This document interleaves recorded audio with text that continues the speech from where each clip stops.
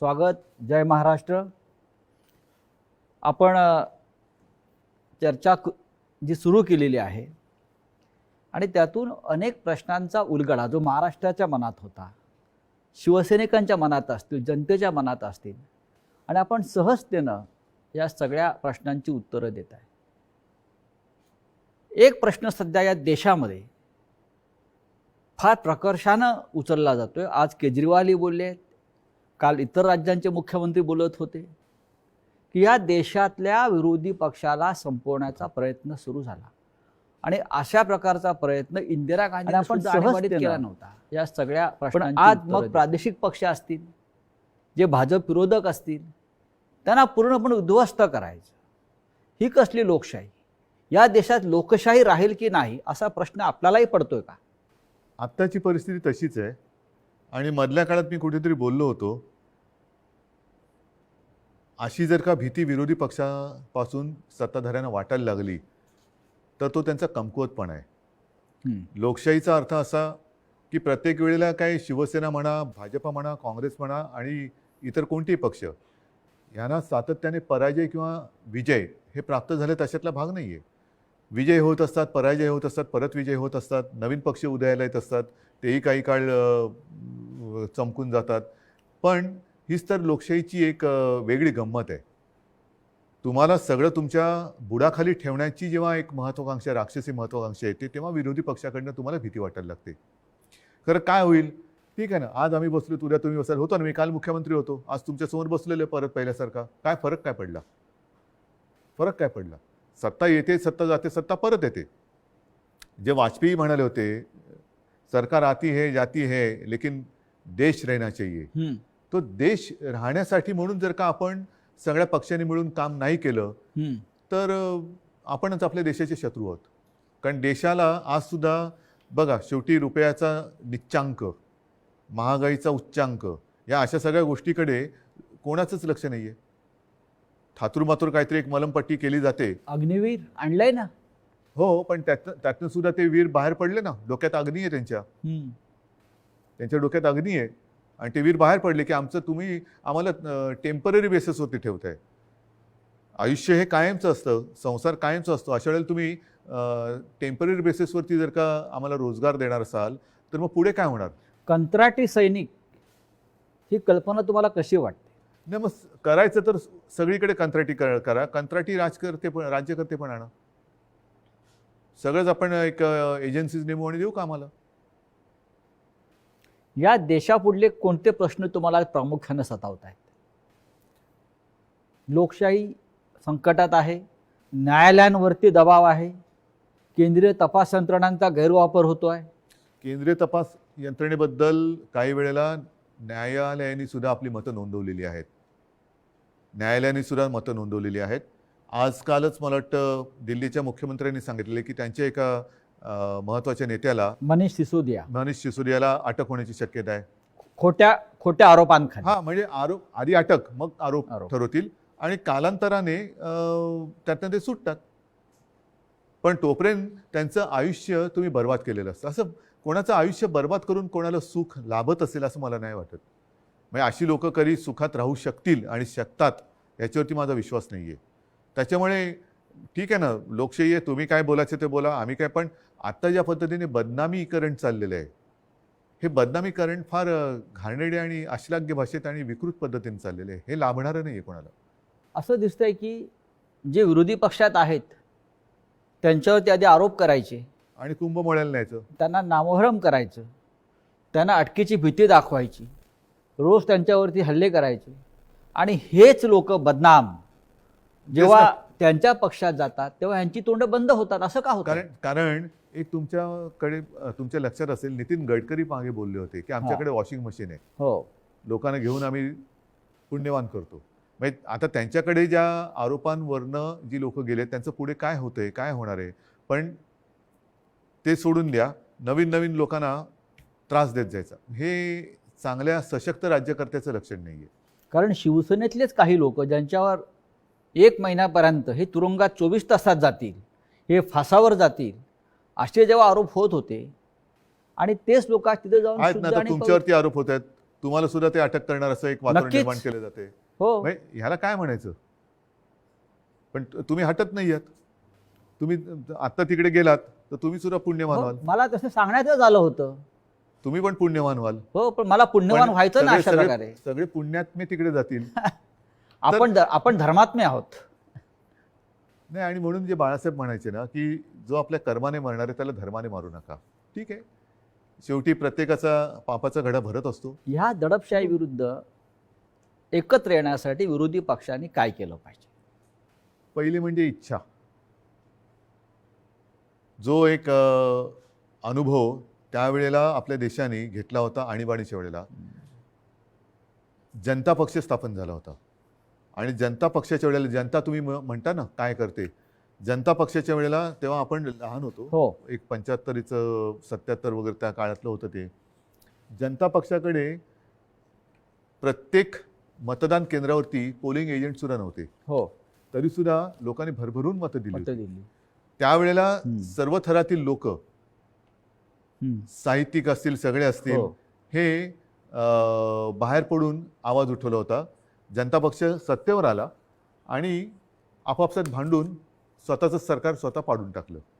त्याच्यामुळे एक इच्छाशक्ती पाहिजे, की समजा जर का एकत्र यायचं झालं तर कोणीही पदांवरनं भांडणार नाही. कोणी पदांवरून भांडायचं नाही. आणि आपल्या देशामध्ये लोकशाही, म्हणजे मी असं काय म्हणत नाही की आता यांनी काही हुकुमशाहीच आणलेली आहे, पण ज्या दिशेने पावलं पडत आहेत ती पावलं, ही लक्षणं, अनेक जणांचं मत आहे की ही काही बरी नाही आहेत. पण ही इच्छाशक्ती जी आपण म्हणताय ती उद्धव ठाकरे एक प्रमुख विरोधी पक्षाचे नेते आजचे, शिवसेना प्रमुख, शिवसेना पक्ष प्रमुख म्हणून तुमच्याकडे आज आहे का? आहे, नक्कीच आहे. म्हणजे प्रश्न माझ्या एकट्याचा नाही आहे, पण सर्व देशातील सर्व राज्यांनी एकत्र व्हायला पाहिजे. आणि माझं तर म्हणणं आहे की भारतीय जनता पक्षाने सुद्धा अधिक शत्रू न वाढवता एक ज्याला आपण आरोग्यदायी राजकारण म्हणतो आपण, एक Healthy. चांगलं हेल्दी पॉलिटिक्स असं करावं. ठीक आहे ना, कोण विरोधी पक्षात असेल, आम्ही तर मित्रच होतो. 25-30 वर्ष आम्ही आपण त्यांची सोबतीच होतो. तरीसुद्धा 2014 त्यांनी युती तोडली होती. कारण काही नव्हती. तेव्हा आपण हिंदुत्व सोडलेलं नव्हतं आणि आजही सोडलेलं नाही. पण तेव्हा तरी देखील भारतीय जनता पक्षाने शिवसेनेसोबतची युती शेवटच्या क्षणाला तोडली होती.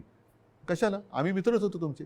काय मागत होतो तेव्हा? तर मी आत्ता सुद्धा 2.5 वर्षाचं मुख्यमंत्रीपद शिवसेनेसाठी का मागत होतो आणि मागितलं होतं, ते म्हणजे मी त्या सरत्या काळामध्ये माननीय शिवसेना प्रमुखांना वचन दिलं होतं की मी शिवसेनेचा मुख्यमंत्री करून दाखवेन.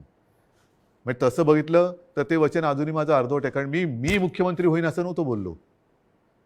ते मला एक आव्हान स्वीकारावं लागलं होतं.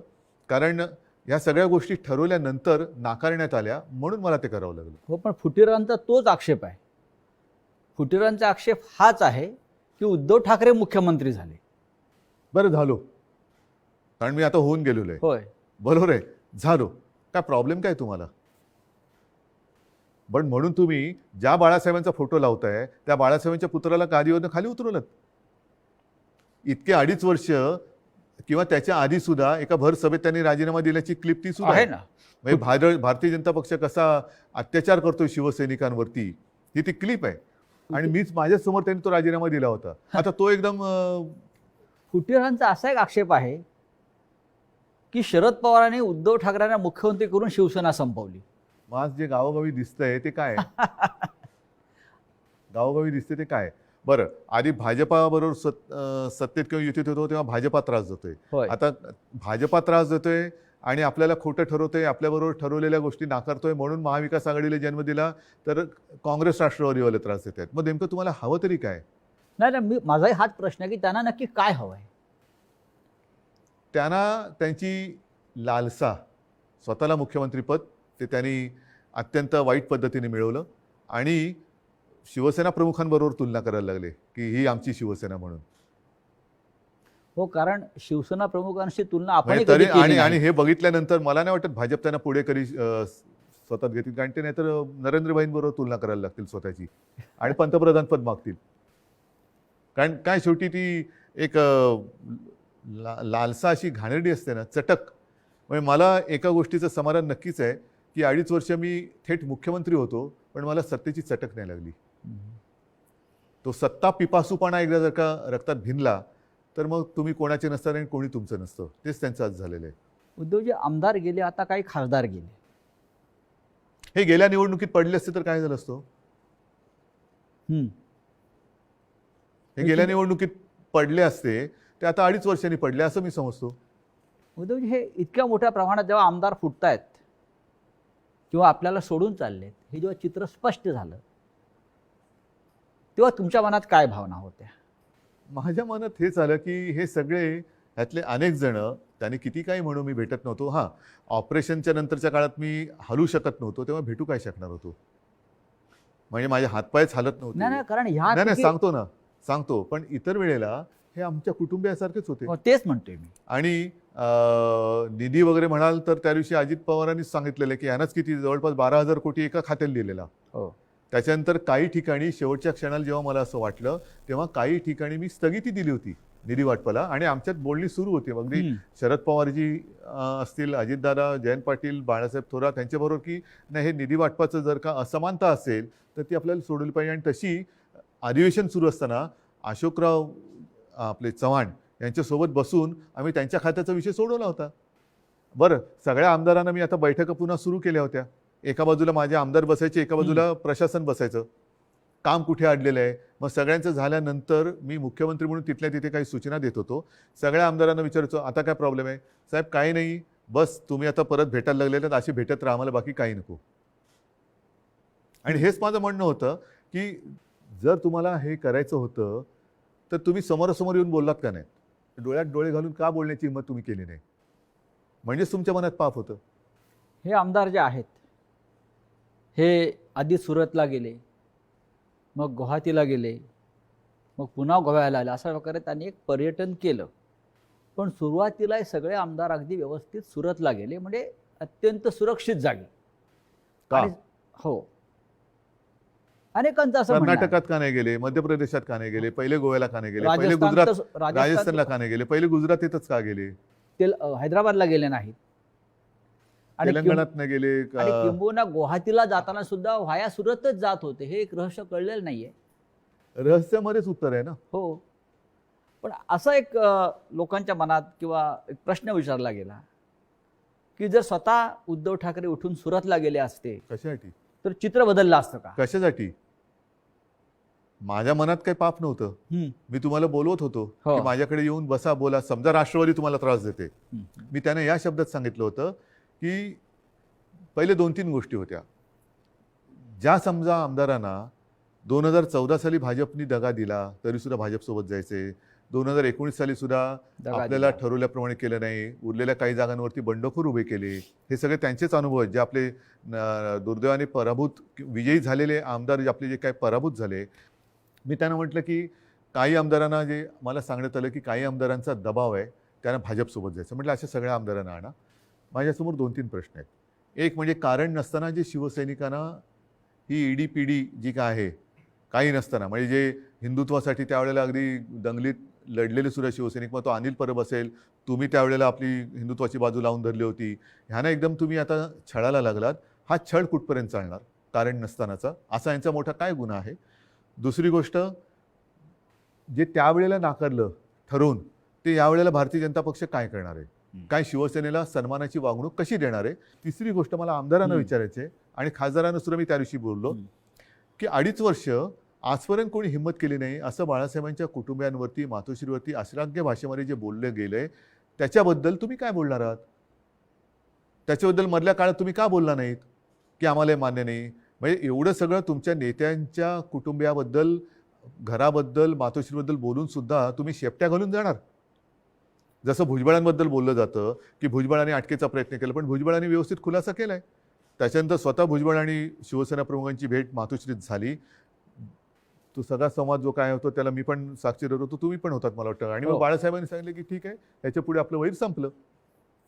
बाळासाहेब हे उमद्या स्वभावाचे होते. हां, आणि त्यांनी अनेकदा शत्रूलाही माफ केलं. पण तसं हे जे काही ह्यांनी केले यांच्याकडनं नेमकं काय होणार आहे? का हे सगळं बदनामी करून, सहन करून मी तुमचा आग्रह आहे म्हणून मी शिवसेनेला त्यांच्या पदरी बांधू का नेऊन? दाराशी बांधू? तुम्हाला जायचं तर तुम्ही जाऊ शकता, पण शिवसेनेला सन्मानाचं आज त्यांनी जे काय केलं हेच त्यांनी आधी का नाही केलं? जे ठरल्याप्रमाणे केलं असतं तर आज 2.5 वर्ष झाली होती. एक तर त्यांचा मुख्यमंत्री होऊन गेला असता, नाही तर शिवसेनेचा होऊन गेला असता. बरं, मी हेही सांगितलं होतं की जर शिवसेनेच्या मुख्यमंत्र्याला तुम्ही पहिली 2.5 वर्ष दिली तर ज्या तारखेला राजीनामा द्यायचा आहे ती तारीख वार टाकून त्या मुख्यमंत्र्याची सही आणि खाली माझी पक्षप्रमुख म्हणून माझी सही की अमुक एका दिवशी या तारखेला या दिवशी शिवसेनेचा मुख्यमंत्री पायउतार होईल आणि त्या पत्राचं होर्डिंग करून मंत्रालयाच्या दारात लावा. आज तुम्हाला महाराष्ट्रामधलं थोडीशी गंमत वाटत नाही का? तो हास्य जत्रेचा एक सीझन की ज्यांना मुख्यमंत्री व्हायचं होतं ते उपमुख्यमंत्री झालेले दिसत आहेत. उपरवाले की मेहरबानी. हा कोणता उपरवाला? ज्याचं त्याला माहीत. म्हणजे देवेंद्र फडणवीस हे भाजपचे इकडले सगळ्यात मोठे नेते. त्यांनी 5 वर्ष मुख्यमंत्री त्यांच्याबरोबर असं का वागले गेले हे मला काय कळलं नाही. ठीक आहे, आता तो त्यांचा पक्षांतर्गत विषय आहे की त्यांच्या पक्षातले अनेक जुने जाणते निष्ठावान जे त्यावेळेला युतीत आणि आजसुद्धा माझ्या संपर्कात आहेत, पण ते निष्ठेने भाजपसोबत आहेत हेही सांगतो. म्हणजे उगाच त्यांच्याबद्दल काही गैरसमज मला करून नाही द्यायचा, त्यांना शिवसेनेत यायचं वगैरे असं काही माझा उगाच फालतू किंवा पोकळ डावा नाही आहे.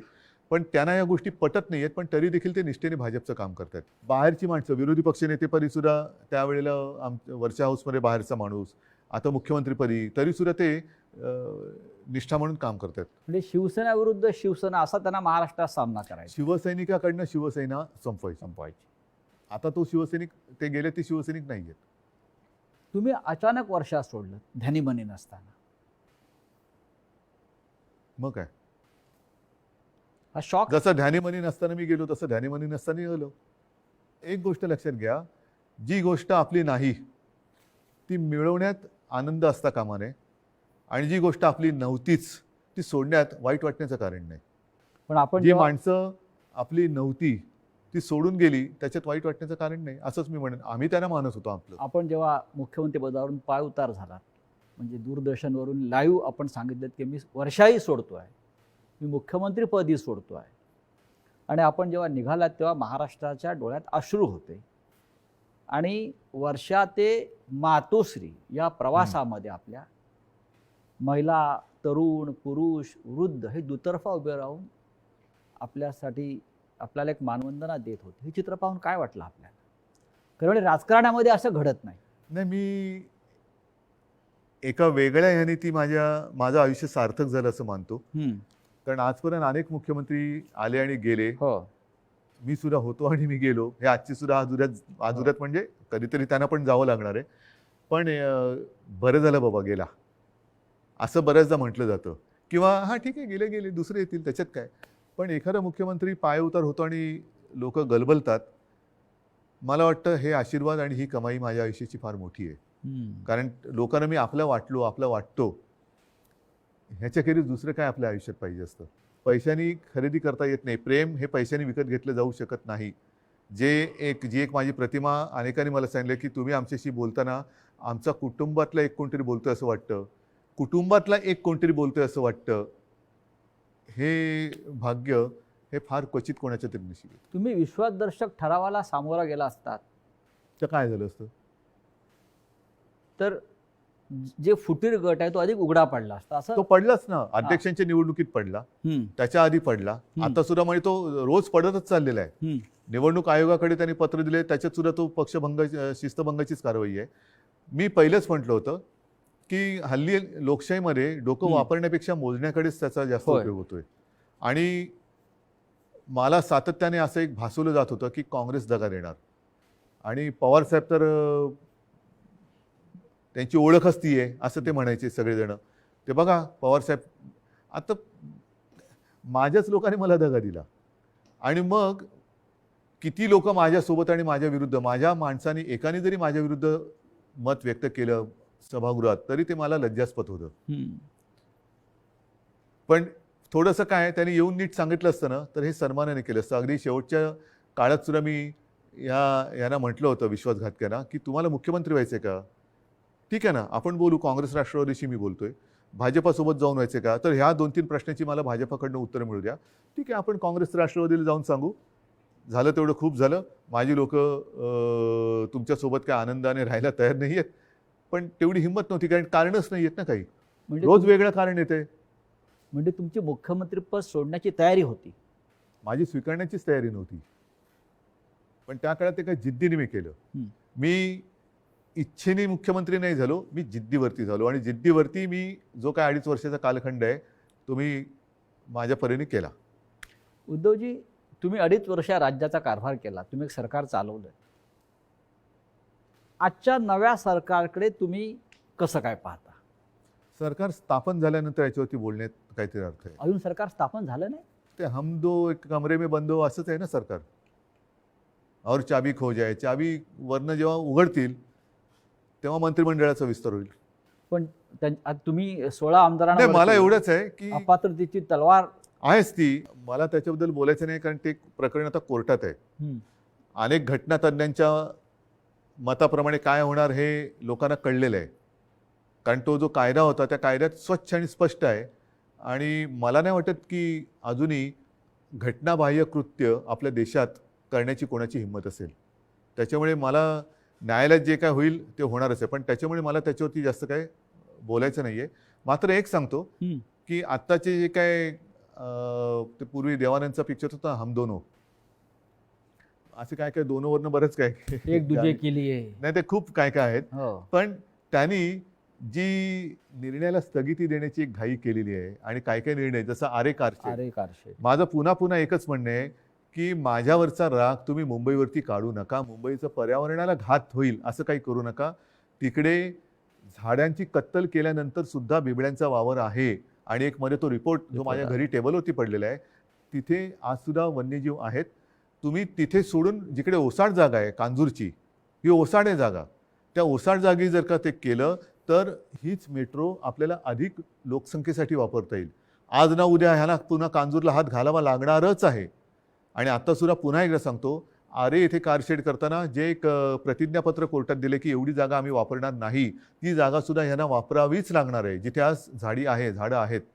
तर केवळ तुमच्या हट्टापायी कृपा करा, मुंबईचा घात करू नका.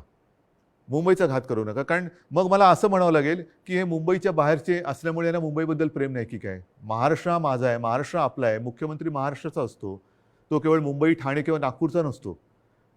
मी मुख्यमंत्री असताना एक गोष्टीबद्दल मला नक्की समाधान आहे की जिथे जिथे शक्य आहे तिथे तिथे मी वनं वाढवलेलं आहे. अगदी मुंबईत सुद्धा 800 एकर जंगल मी घोषित केलेलं आहे. अनेक रिझर्व्ह फॉरेस्ट मी घोषित केलेले, आणखीन काही येत्या काही काळात व्हायचे होते. तर शेवटी पर्यावरण हे महत्त्वाचं आहे, कारण पर्यावरण संपलं तर मग आपल्याला ऑक्सिजन. आपण आता एक फार महत्त्वाचा मुद्दा मांडला की मुंबईचा घात करू नका. पण या सगळ्या अलीकडच्या राजकारणामागे 1 महिन्यातल्या मुंबईचाच घात करण्याची योजना आपल्याला दिसते आहे का? शिवसेनेचा जो पगडा मुंबईवर आहे, एक मराठी माणूस तो ठसा पुसायचा आहे, तर घात हा इथे होऊ शकतो का? नक्कीच ते त्यांचं जुनं स्वप्न आहे. आणि मी मागे म्हटलं होतं की जसा रावणाचा जीव हा बेंबीत, तसा ह्या राज्यकर्त्यांचा जीव मुंबईत. असा हा प्रकार विचित्र आहे. दिल्ली मिळाली तरी मुंबई पाहिजे. आता खरं म्हटलं तर त्यावेळेला जी युती झाली होती ते शिवसेना प्रमुखांचं एक वाक्य आहे, तुम्ही देश सांभाळा, मी महाराष्ट्र सांभाळतो. पण तुम्ही देशात तर आम्हाला पसरू देतच नाहीत, आणि तशी आपली काय दिल्ली लाल किल्ल्यावरती जाऊन भाषण करण्याची वगैरे काय आपली इच्छा नाही. पण निदान महाराष्ट्रामध्ये आणि मुंबईमध्ये सुद्धा तुम्ही आम्हाला जागा देणार नसाल तर मग युतीतला अर्थ काय? मुंबईचं भविष्य काय या वातावरणात? मराठी माणूस नाही, मुंबईमध्ये मुंबईकर सुद्धा, कारण उद्याच्या महानगरपालिकेच्या निवडणुका ज्या कोणत्या क्षणी जाहीर होतील त्या झाल्या पाहिजेत. मी तर म्हणेन आणि आज जो मुंबईवर भगवा फडकलेला आहे मराठी माणसाचा, त्याच्याविषयी शंका निर्माण करण्यात आलेल्या आहेत की शिवसेनेचा पराभव आम्ही करू.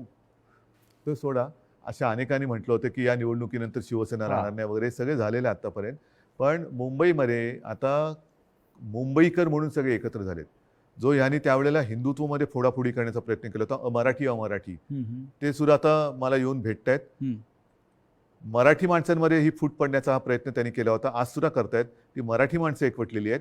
तमाम मुंबईकर आज निवडणुकांची वाट बघतोय, आणि माझं मत आहे लवकरात लवकर निवडणुका घ्याव्यात. केवळ मुंबईच्या नाहीत, राज्याच्या विधानसभेच्या घ्याव्यात. शिवसेनेचा मुख्यमंत्री परत होईल का नाही होणार? आणि तो जर करायचा नसेल तर मग माझ्या लढाईला काय अर्थ आहे? माझं जे शिवसेना प्रमुखांना वचन आहे ते आजही कायम आहे. शिवसेनेचा मुख्यमंत्री, मी तर शिवसेनेचाच आहे, मी पक्षप्रमुख आहे, होय. पण माझा हेतू तो नव्हता. मी मुख्यमंत्री होईन नाही मी बोललो. आणि वचन पूर्ण केल्यानंतर सुद्धा मी काय दुकान बंद करून बसेन? शिवसेना मला वाढवायची आहे आणि ती जर का वाढवण्याचा प्रयत्न मी सोडणार असेल तर मग मी कशाला पक्षप्रमुख? आज राज्यातलं वातावरण काय म्हणतंय? राज्यातलं वातावरण आज ढवळून निघतंय. आज आदित्यचे होय. तुम्ही दौरे बघतात, गेल्या 3 दिवसापासून आदित्य प्रचंड दौऱ्यावर आहे. प्रचंड गर्दी उसळते आहे. सगळीकडे हीच चर्चा आहे की यांना धडा शिकवायचा. आपण कधी बाहेर पडताय? मी साधारणतः ऑगस्टमध्ये बाहेर पडणार. ह्याचं कारण असं की गेल्या आठवड्यामध्ये मी एक जिल्हा प्रमुखांना काही सूचना दिलेल्या आहेत. जास्तीत जास्त सदस्य नोंदणी, त्याच्यानंतर सक्रिय कार्यकर्त्यांची नोंदणी ही मोठ्या प्रमाणावरती आता चालू आहे. त्याच्यामध्ये आता जसं आदित्य फिरतोय, ठीक आहे, आदित्य तर एक एक टप्प्याने जातोय, पण जेव्हा राज्यामध्ये मी फिरायला लागेन तेव्हा सगळे नेते माझ्यासोबत फिरतील. मग अख्खं राज्याचा जो काही दौरा होईल त्याच्यामध्ये ह्या लोकांना त्या दौऱ्यात येण्यासाठी ही कामं सोडावी लागतील. म्हणून मी तेवढ्यासाठी थांबलोय की एकदा हे होऊ द्या, मग मी बाहेर पडणार. पुन्हा शिवसेनेचं तुफान या महाराष्ट्रात निर्माण होईल. करावंच लागेल आणि ते आहेच. तुफान आहेच. लोकांच्या मनामध्ये तुफान आहे, लोकांच्या हृदयामध्ये तुफान आहे. उद्धवजी, आपण स्टुडिओमध्ये आलात, सामनासाठी एक अपेक्षित आणि लोकांना हवी असलेली मुलाखत आपण दिलीत. त्याबद्दल मी महाराष्ट्राच्या जनतेच्या वतीनं आपला आभारी आहे. आणि नक्कीच आपण जो विचार आता मांडलेला आहे महाराष्ट्रासाठी, मराठी माणसाच्या हिंदुत्ववादी संघटनेसाठी, त्यात आपल्याला यश लाभो, आई जगदंबा आपल्याला यश देव, एवढंच सांगतो. नाही, मला एवढंच म्हणायचं आहे की आपण माझे महाराष्ट्राच्या जनतेच्या वतीने आभार मानले, पण मी महाराष्ट्राच्या जनतेचा ऋणी आहे. आणि त्यांना मी एवढंच सांगेन की मगाशी जो उल्लेख तुम्ही केला की मी वर्षा सोडून निघाल्यानंतर महाराष्ट्राच्या डोळ्यात पाणी होतं, त्या अश्रूंचं मोल हे मला आहे. आणि त्या अश्रूंची किंमत या विश्वासघातक्यांना चुकवायला लावल्याशिवाय आपल्याला गप्प बसता येणार नाही. गप्प बसू नका, हीच माझी जनता जनार्दनाला एक प्रार्थना. लहानसं फक्त जाता जाता संदर्भ देतो, मुलाखत जरी आपण संपत असलो तरी. हे जे फुटीर लोक आहेत त्याने आपल्याला अशी विनंती केलेली आहे की आम्हाला गद्दार म्हणू नका. विश्वासघातकी बोललो ना त्यांना, गद्दार कुठे बोललो मी? म्हणून आज विश्वासघातकी हा शब्द वापरलाय, गद्दार नाही बोललो. त्यांचा पण मान ठेवला मी, अच्छा. म्हणून त्यांना विश्वासघातकी बोललो, गद्दार नाही बोललो. धन्यवाद. जय महाराष्ट्र. जय महाराष्ट्र. जय हिंद. जय महाराष्ट्र. जय हिंद. जय महाराष्ट्र.